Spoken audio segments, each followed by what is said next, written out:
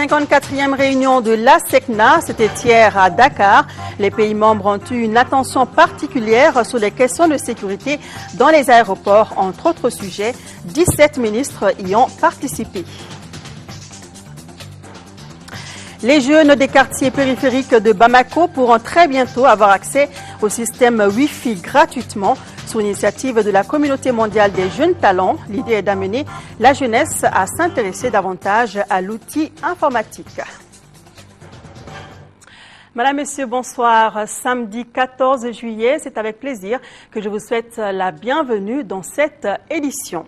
Tout d'abord, le Premier ministre est toujours à Paris. Cheikh Modibo Diarra a été reçu en audience cet après-midi par le président de la République par intérim, Dioncounda Traoré. L'entretien à huis clos a duré quelques 2 heures. Les deux personnalités ont discuté notamment de la mise en place d'un gouvernement d'union nationale. Makanfi Konaté nous fait le point de l'entretien. C'est un président très en forme qui a reçu le Premier ministre Cheikh Modibo Diarra, dont la visite très médiatisée était aussi très attendue.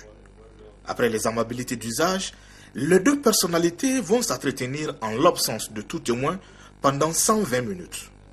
Au terme de ce huis clos, le président Dioncounda Traoré et son Premier ministre sortent très souriants. L'ouverture du gouvernement et la mise en place donc d'un gouvernement de consensus national.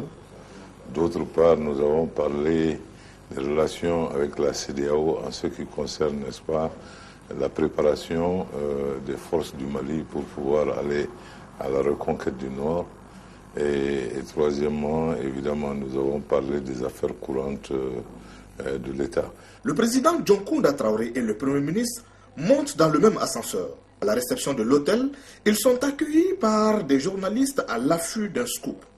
Le Premier ministre dit réserver la primeur de ses déclarations à Bamako. Pour ce qui concerne des points que j'ai eu à discuter avec lui, y compris d'ailleurs la feuille de route dont je lui ai remis une copie et qui va regarder et nous faire parvenir ses observations avant que cette feuille de route ne soit publiée.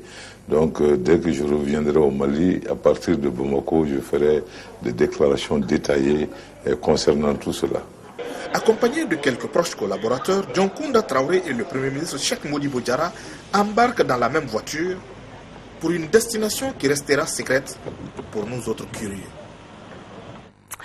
Retour sur le continent, sommet de l'Union africaine à Addis Abeba. Demain, les chefs d'État et de gouvernement vont plancher sur l'épineuse question de l'élection du président de la Commission de l'Union africaine.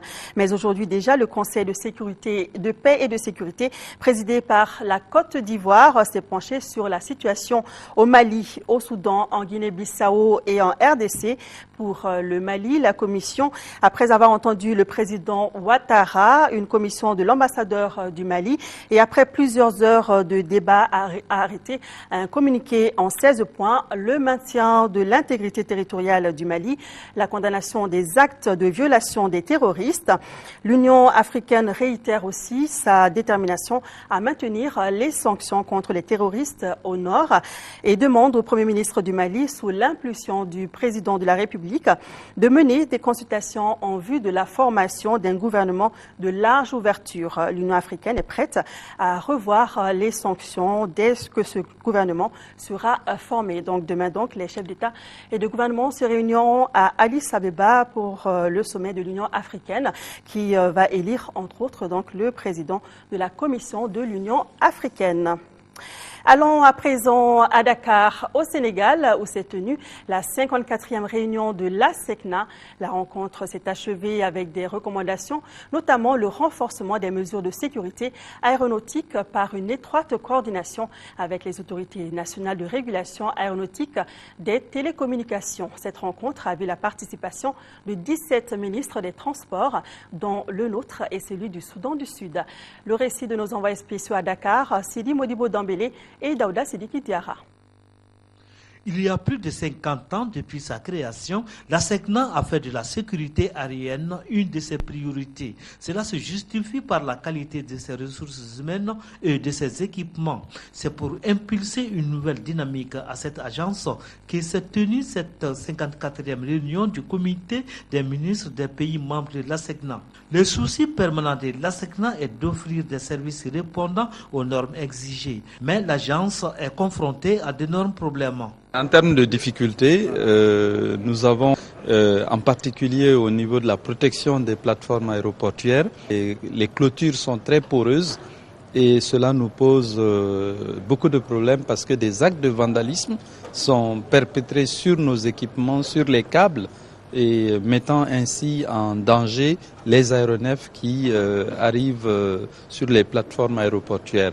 Au terme des travaux, les 17 ministres ont entre autres recommandé au Congo et à la Guinée équatoriale de finaliser les travaux des aéroports de Lombo et de Bata en vue de leur intégration aux activités communautaires de la SECNA. Il est en est de même pour les aéroports d'Agadez, de Zinder au Niger et de Faya-Largeau au Tchad. Il a pris beaucoup de résolutions, notamment dans le cadre de l'amélioration des conditions de travail, le renforcement des capacités des travailleurs et surtout les mesures de sécurité au niveau, est-ce que vous voyez, des aéroports et des aérodromes. Alors nous avons examiné ces questions et des dispositions seront prises pour la mise en œuvre, est-ce que vous voyez, des différentes recommandations. À travers une motion, les ministres ont exprimé leur profonde solidarité à l'endroit du peuple malien ainsi qu'aux autorités suite à la crise qui traverse notre pays. Ils se sont félicités des mesures prises par la SECNA pour assurer les services de navigation aérienne. Dans le même ordre d'idée, la SECNA va assister financièrement son personnel déplacé des régions du nord du Mali. Voilà la SECNA qui va donc tenter de renforcer la sécurité dans les aéroports de ces pays membres. Retour à Bamako, ou plutôt au Mali, puisque nous allons à Sikasso. Le ministre du Commerce, des Mines et de l'Industrie, Amadou Touré, s'y trouve. C'est dans le cadre de sa tournée à l'intérieur du pays pour s'assurer de la disponibilité effective des produits de première nécessité en cette veille de Ramadan. Rappelez-vous, hier, il était à Mopti. Même constat, le marché de Sikasso est bien approvisionné. La visite sur le terrain a été suivie par Sekou Konaté. Première étape de cette visite de terrain en 3e région, les magasins de stockage des denrées de première nécessité. C'est ainsi que le ministre Touré visitera successivement les magasins GDCM qui renferment 580 tonnes de riz et 500 tonnes de sucre dans le quartier de Hamdalaï. Les magasins de stockage de mil dans le quartier de Médine.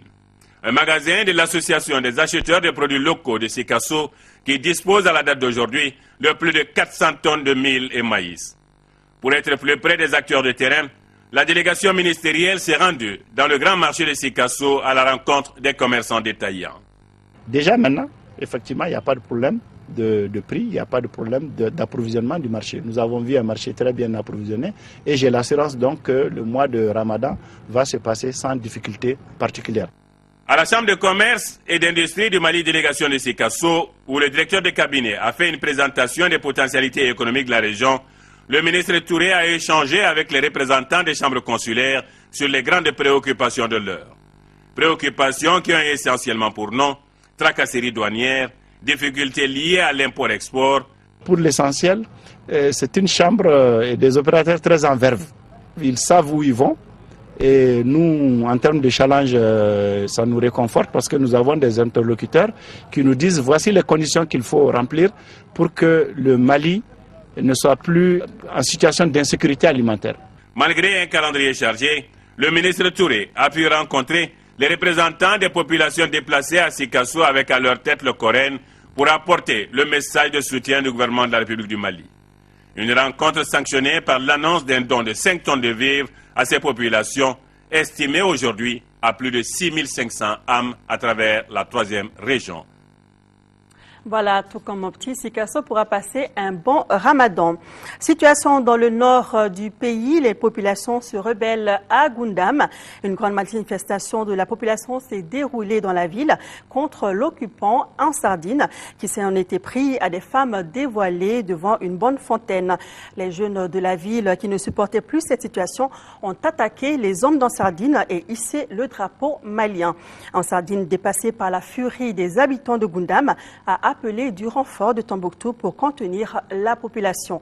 Aux dernières nouvelles, le calme est revenu à Goundam, où les hommes d'en sardine et les notabilités de la ville se sont entretenus. Et toujours par rapport à la situation au nord du pays, l'Église catholique et l'Église protestante du Mali manifestent conjointement leur profonde préoccupation devant l'occupation des 3 régions du nord du Mali par des troupes étrangères. Dans le même état d'âme que le Haut Conseil islamique et tous nos concitoyens maliens, les églises condamnent cette occupation et la destruction des lieux de culte musulmans et chrétiens.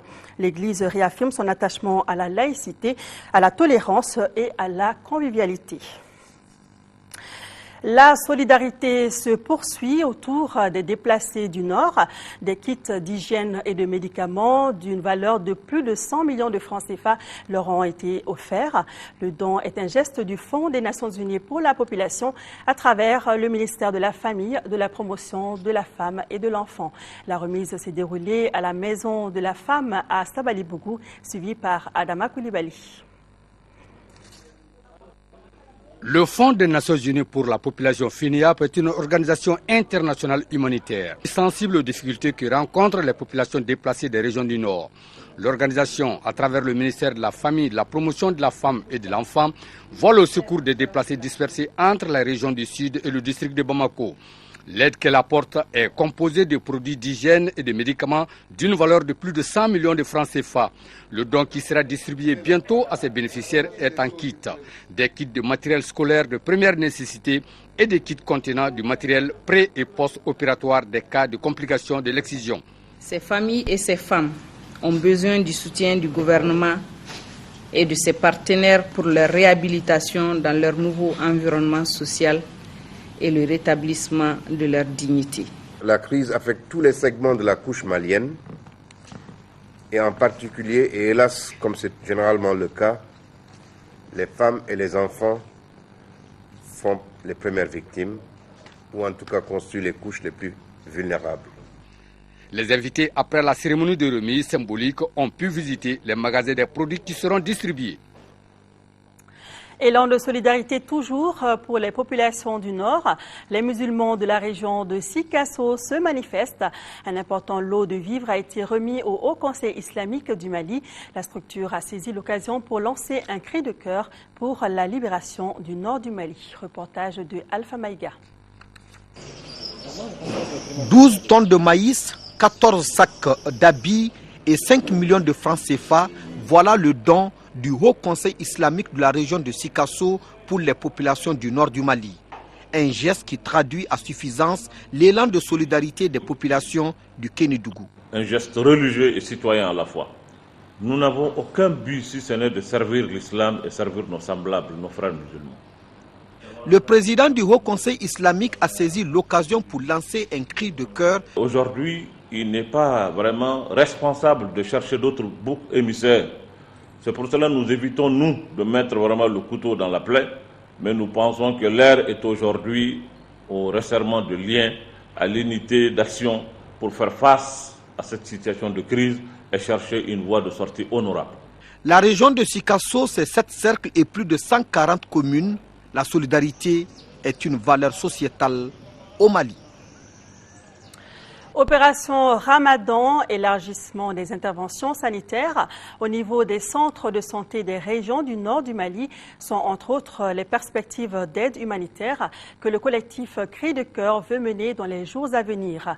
L'information a été donnée ce matin lors d'une conférence de presse animée par le collectif. Pour plus de précisions sur l'opération, écoutons le président du collectif Al-Madi, Moustapha Sissé, est interrogé par Ramata Konaté. On a reçu en espèces près de 11 millions Et puis en dons, toute nature confondue, près de 80 millions. La première grande action, c'est d'abord de remettre en selle l'hôpital régional de Gao, amener une équipe de médecins, de psychologues, de matériels médicaux, des médicaments, des vivres, des compléments nutritionnels et pour Tombouctou symboliquement des médicaments et des vivres. C'était le 13 avril. Nous avons voulu juste ouvrir un sillage d'espoir à travers l'ouverture de manière officielle d'un corridor humanitaire et grâce à Dieu, ça s'est bien passé. Nous avons utilisé à la date d'aujourd'hui 62 millions.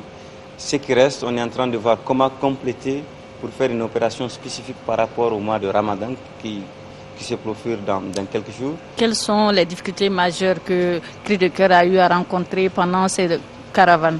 Il y a des difficultés de plusieurs ordres. La première difficulté souvent revient de la logistique. La logistique coûte cher. On a le terrain. Le convoi est lourd et c'est fastidieux, la route n'est pas bonne. L'autre difficulté, c'est que le camion qu'on amène souvent, à cause de l'état de la route, on prend trop de temps et ça fatigue les gens. L'une des difficultés, ou bien la grande, c'est que ce que nous amenons, c'est certes symbolique, mais c'est insignifiant, c'est insuffisant, compte tenu des besoins sur le terrain maintenant, et on va continuer. La opération Ramadan, une initiative du collectif Cris de Cœur pour venir en aide aux populations du Nord en cette période de Ramadan. Les jeunes des régions du nord du Mali, occupés par des groupes armés, ont décidé de hausser le ton pour condamner les exactions que subissent les populations dans les différentes localités. Ils ont organisé ce matin ici à Bamako une conférence de presse pour inviter le gouvernement à intervenir immédiatement et dévoiler son plan d'action pour libérer les 3 régions concernées. Agali Agissa. La libération des 3 régions du nord du Mali demeure la première préoccupation de tous les Maliens. C'est dans cette optique que les jeunes de la plateforme des associations de jeunes du Nord et sympathisants ont organisé cette conférence de presse pour donner leur position sur la situation qui prévaut dans ces régions. Le Nord a besoin de sécurité et surtout de liberté. Nos commerces sont vandalisés, nos sœurs sont violées, notre culture est bafouillée, nos terres sont souillées. Pour mettre fin à ces atrocités, les jeunes ont déjà un plan d'action qui devra leur permettre de communiquer sur tout ce qui se passe au nord et porter assistance aux populations. Les jeunes qui sont membres du collectif des ressortissants du Nord ont affirmé que les dons acheminés arrivent aux bénéficiaires. Cependant, ils invitent tous les Maliens à l'unicité pour la reconquête des 2 tiers du territoire national occupé par des groupes armés. Et toujours par rapport à la situation dans les 3 régions du nord du Mali, l'Association malienne des droits de l'homme a publié cet après-midi son rapport sur les violations des droits humains. C'était à la faveur d'une conférence de presse organisée à son siège. Les crimes de guerre, les viols et pillages des édifices publics sont entre autres les exactions recensées dans le document qui sera bientôt communiqué à la CPI. Retrouvons Agali Agissa qui a donc assisté à cette conférence de presse. Les violations des droits humains dans les 3 régions du nord du Mali sont les conséquences d'une rébellion. Rébellion qui a entraîné l'occupation de celle-ci par des groupes armés. Et c'est dans le but d'informer l'opinion nationale et internationale sur ces violations que l'Association malienne des droits de l'homme a initié cette conférence de presse. Les cas de violation de droits recensés là-bas sont principalement les crimes de viol, les crimes de guerre, et les crimes d'enrôlement et de recrutement des enfants soldats. Et surtout les crimes de pillage des édifices, hôpitaux, mausolées, bâtiments publics ou des bâtiments à caractère civil. L'enquête basée sur les témoignages de certaines victimes incrimine les occupants des 3 régions, à savoir les MNLA en Sardine et certaines organisations terroristes. Les producteurs du document se réfèrent à des preuves qu'ils disent détenir. On a eu des entretiens avec des victimes qui nous ont décrit comment, par rapport au viol, comment elles ont été violées, dans quelles circonstances, et les violeurs, dans quelle langue ils parlaient et comment ils étaient habillés. Les crimes de guerre de Aguelhok sont aussi prouvés par les élèves de l'IFM de Aguelhok. Le rapport sera bientôt communiqué à la Cour pénale internationale selon les organisateurs de cette conférence. C'est aussi l'occasion pour nous de rappeler aux populations du Nord que nous sommes de cœur et d'action avec elles. Retour sur le mini-sommet de la CEDEAO à Ouagadougou, au Burkina Faso, sur le Mali. La Convergence pour le développement du Mali, CODEM, y a participé et se dit favorable à l'élargissement du gouvernement de transition et à la tenue d'une convention nationale. Reportage de Bourama Traoré. Cette conférence de presse rend compte des conclusions du mini-sommet de Ouagadougou au Burkina Faso sur la crise malienne. Sommet auquel a participé la Convergence pour le développement du Mali CODEM à travers son secrétaire politique, principal animateur de cette conférence de presse, pour qui le sommet de Ouagadougou a comblé les attentes. La CODEM a fait savoir à tous les participants que nous soutenons le Premier ministre. La CODEM a fait savoir que nous optons pour l'élargissement d'un gouvernement d'union nationale. Ça a été accepté. En ligne de mire, la reconquête de l'intégrité territoriale du Mali, une question non négociable selon la formation politique qui privilégie d'abord le dialogue. Nous avons proposé le dialogue. Nous avons proposé le renforcement des capacités de notre armée. Nous avons proposé, si la force d'attente doit venir, de le faire en concertation avec l'armée malienne. Voilà la position de la CODEM. Une position qui est très claire. Et pour la CODEM, l'heure est venue de se consacrer à l'essentiel, sortir le Mali de la crise. Les responsables du mouvement Yere Woloton étaient face à la presse hier à la Maison des Aînés. Il s'agissait pour les organisateurs de la conférence d'expliquer aux journalistes leur vision de la crise malienne et proposer des pistes de solutions pour une sortie de crise. Les échanges ont porté sur la situation au nord du Mali, l'envoi des forces étrangères pour la libération des régions occupées et la formation du gouvernement d'union nationale conformément aux conclusions du mini-sommet de la CEDEAO. À toutes ces questions, le mouvement Yere Woloton propose une vision concertée pour une sortie de crise. Toutefois, les responsables du mouvement se disent disposés à soutenir le gouvernement de transition pour l'organisation d'élections libres et transparentes. Et suite à l'enlèvement et à l'agression contre le directeur de publication du journal L'Indépendant, Saouti Haïdara, le 12 juillet dernier, des réactions sont parvenues à notre rédaction. Ainsi, l'Ordre des avocats du Mali, les Partis unis pour la République PUR, le SNID Faso Yiriwaton, l'URD, tous demandent au gouvernement de punir et de combattre avec une extrême rigueur les attentats contre les libertés publiques et les crimes contre les personnes qui deviennent monnaie courante en République du Mali. Ils demandent également au gouvernement donc de faire du respect permanent de l'État de droit le socle de son action. Sur un tout autre sujet, rentrée académique de l'Association des contrôleurs, inspecteurs et auditeurs du Mali. L'événement qui coïncide avec le 14e anniversaire de l'association a débattu du thème « La lutte contre la fraude ». La cérémonie était présidée par le ministre de l'Enseignement supérieur qui avait à ses côtés le vérificateur général. Reportage de Alpha Maïga.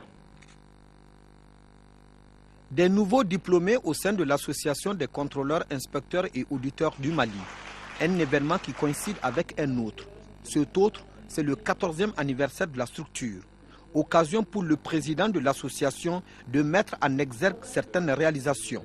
Il s'agit de la délocalisation de l'examen CIA, la formation de 75 de nos membres pour l'obtention du diplôme d'études supérieures spécialisées, la formation en cours de 15 de nos membres en 2 SS audit et contrôle. Nous disposons aujourd'hui du plus gros contingent de formateurs en Afrique pour ce diplôme.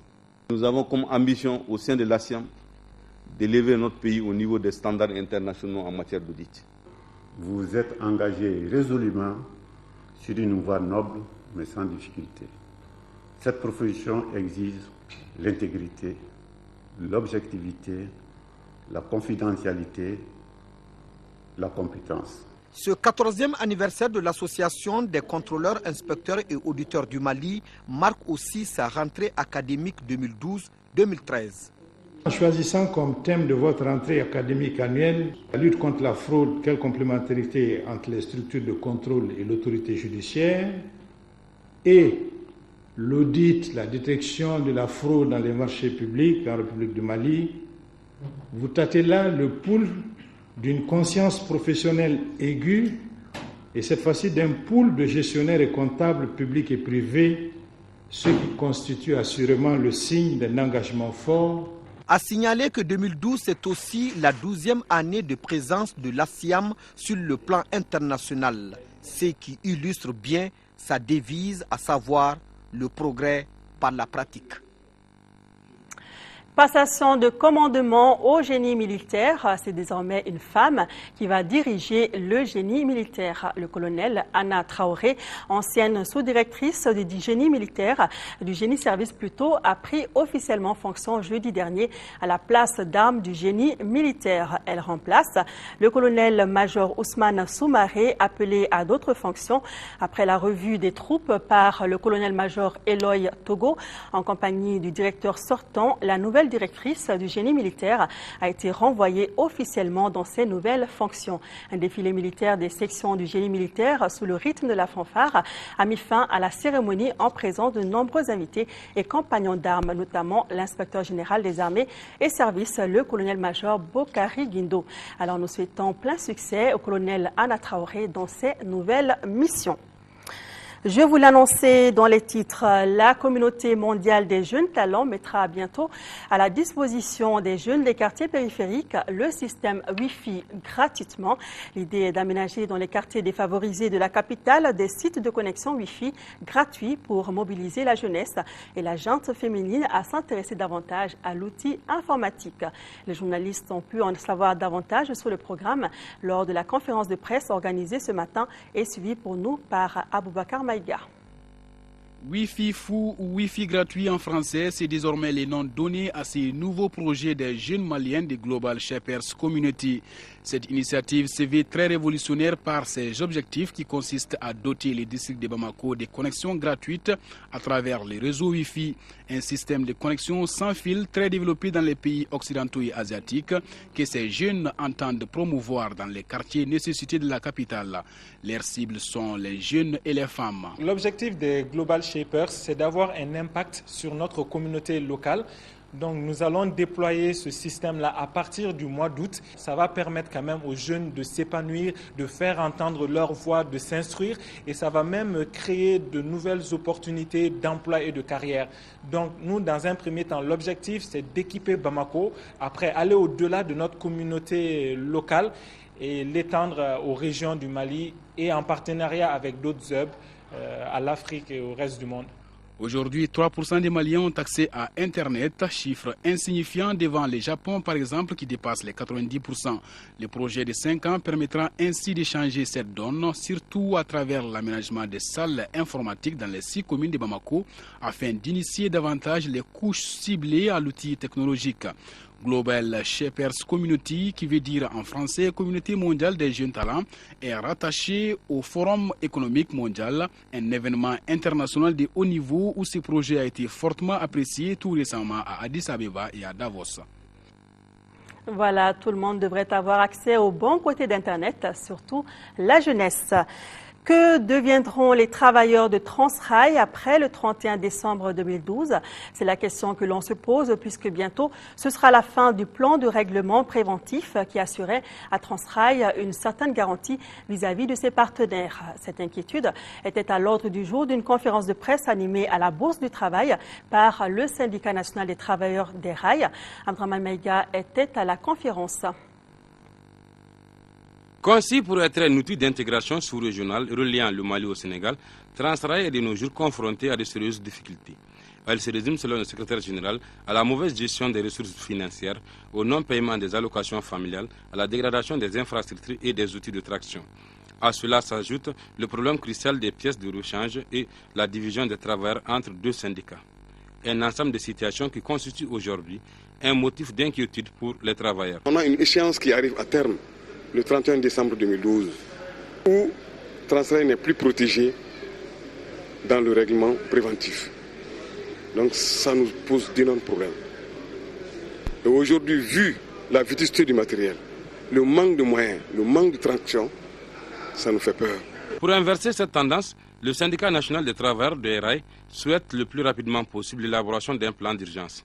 Une feuille de route qui, selon Citrail, passe forcément par la diminution des charges extérieures de la société. Au niveau des charges extérieures, des charges de carburant, des charges téléphoniques, tout ça c'est des trucs qu'on peut arrêter qui diminuent la charge de l'entreprise. En attendant la mise en place de ce plan d'urgence, Citrail propose un certain nombre de conduites à entreprendre pour sauver cette société binationale. Voilà, espérons qu'une solution sera trouvée pour ces travailleurs. Le projet de renforcement des moyens d'existence des ménages vulnérables de la FAO dans la commune de Toubakoro a été lancé hier. Le projet est financé par le Royaume de Belgique à travers la FAO et Amassa Afrique Verte et couvre les communes les plus vulnérables du cercle de Banamba, nous informe Agibou Koulibaly. Avec le lancement de ce projet de renforcement des moyens d'existence des ménages vulnérables dans le cercle de Banamba, l'Organisation des Nations Unies pour l'alimentation et l'agriculture, la FAO, entend renforcer la sécurité alimentaire et nutritionnelle des bénéficiaires. La mise en œuvre du programme qui nous réunit aujourd'hui est une expérience qui enregistrera davantage l'expertise d'Amassa Afrique Verte Mali en matière de sécurité alimentaire et nutritionnelle en termes de production maraîchère et d'élevage. La FAO, une organisation humanitaire, n'est pas à sa première fois pour aider les populations vulnérables du cercle de Banamba. Le présent projet, d'un montant de 406 600 $, assistance d'urgence aux populations de Koulikoro, a permis de contribuer à l'achat et à la distribution de semences maraîchères, d'outils agricoles, des engrais, des caprins, d'aliments de bétail et des kits vétérinaires aux 1090 bénéficiaires directs du projet dans le cercle de Banamba. Ce projet qui a eu l'adhésion de toute la population de son démarrage à aujourd'hui nécessite pour sa réussite l'implication de tous les acteurs. Par ailleurs, je peux déjà donner l'assurance que les services techniques sont déjà à pied d'œuvre et ne ménageront aucun effort pour le suivi et la sauvegarde des acquis du projet. La FAO a mis à profit ce lancement pour remettre des kits d'élevage et de maraîchage aux bénéficiaires. Au bout de 2 ans, ils doivent remettre un noyau de 4 caprins, un bouc et 3 chèvres dans le cadre du transfert intracommunautaire. Ce communiqué de l'ADEMA-PSG a porté à votre attention. Le comité exécutif de l'ADEMA-PSG condamne l'interférence de plus en plus fréquente des éléments extérieurs à vouloir déstabiliser le Conseil national des jeunes. Le parti ADEMA, soucieux du respect des textes statutaires et réglementaires de cette structure, s'oppose à cette ingérence à vouloir diviser les jeunes pour des raisons inavouées. Parlons sport football, Coupe de la Confédération africaine de football. Le Djoliba AC s'est qualifié pour la phase de poule de la Coupe de Confédération. En match retour du tour de cadrage, les Rouges de Bamako se sont imposés par 4 tirs au but à 3 face au club africain de Tunis. À l'issue du temps réglementaire, les Tunisiens menaient par 2-0. Le Stade malien de Bamako, lui, joue en ce moment même contre le CO Meknes. À l'aller, les Blancs avaient gagné par 3-0. Les résultats de ce match sera dans nos prochaines éditions. Nous espérons bien entendu que le Stade malien gagne ce match. Alors, si le Djoliba AC est qualifié pour la poule de la Coupe et que le Stade malien de Bamako est encore en course, ce n'est pas le cas, malheureusement, pour le COB qui a été battu cet après-midi par Al Hilal du Soudan, 1-0. Le COB ne jouera pas la phase de poule de cette compétition. Isaac Tienou. Grande déception pour le COB après ce dernier manche du tour de cadrage de la Coupe de la CAF. Pourtant venus avec la ferme volonté de remonter 2 buts encaissés à l'aller, les Verts de Bamako sont apparus sans âme et sans volonté devant Al Hilal du Soudan. Le COB s'est fait avoir à la 21e minute de jeu. Moutater El Tab envoie un ballon au fond des filets de Ramakita. 1-0, les choses se compliquent pour le protégé de Sekoussek, qui tente une réaction sans succès. La mi-temps est à l'avantage de Al Hilal. Au retour de la pause, c'est le même son de cloche. Les COB restent émoussés, Al Hilal joue son jeu. Quelques changements sont opérés au niveau de la ligne d'attaque du COB. À la 68e minute de jeu, Penalty pour les Olympiens. Le tir du gardien Adama Keita sans conviction est repoussé par le portier adverse. Difficile pour le COB de joindre le fond d'affilée adverse jusqu'au coup de sifflet final. Score final 1-0 pour Al Hilal. On est tombé sur une bonne équipe, hein. J'avais dit que c'était une bonne équipe. Malheureusement pour eux, ils n'ont pas réussi à faire trembler les filets. Nous on a réussi une fois et on aurait pu faire 2 ou 3 fois aussi. Bon, c'est le jeu. Bon, maintenant on a été plus agressif et puis voilà quoi. Bon, la victoire, avec 3-0, elle nous appartient. Je crois que c'est l'enjeu qui a pris les pas sur le football parce qu'une équipe jeune a remonté 2 buts. C'est vrai, c'est quelque chose qui n'est pas facile, mais il y avait l'enjeu aussi. L'enjeu c'était quoi? De sauver, aller rentrer dans l'histoire du football africain. Ces jeunes-là allaient être les premiers acteurs. Et ensuite, battre une équipe en face comme El Hilal, qui est une équipe vraiment qui a de l'expérience, qui a duré sur l'échiquier africain. Donc, moi, je vous dis que nous, franchement, on n'a pas démérité. Je pense qu'on a fait un assez bon parcours. Les COB échouent à la porte de la phase de poule de la Coupe de la CAF. Malheureusement pour le COB, ce ne sera pas pour cette fois. Alors, le Djoliba s'est qualifié. Le Stade malien de Bamako joue en ce moment. On espère évidemment qu'il va gagner son match. Bonne chance aux 2 équipes donc pour la suite. Alors, c'est la fin de ce journal. Merci de l'avoir suivi. Demain, 13h, vous serez avec Aïssata Ibrahim Maïga. Quant à moi, je vous retrouve demain, Inch'Allah, à 20h pour d'autres informations. D'ici là, restons de cœur et d'action avec nos compatriotes des régions du Nord vivant sous occupation. Ne les oublions pas. Bonne suite de programme à tous. Merci.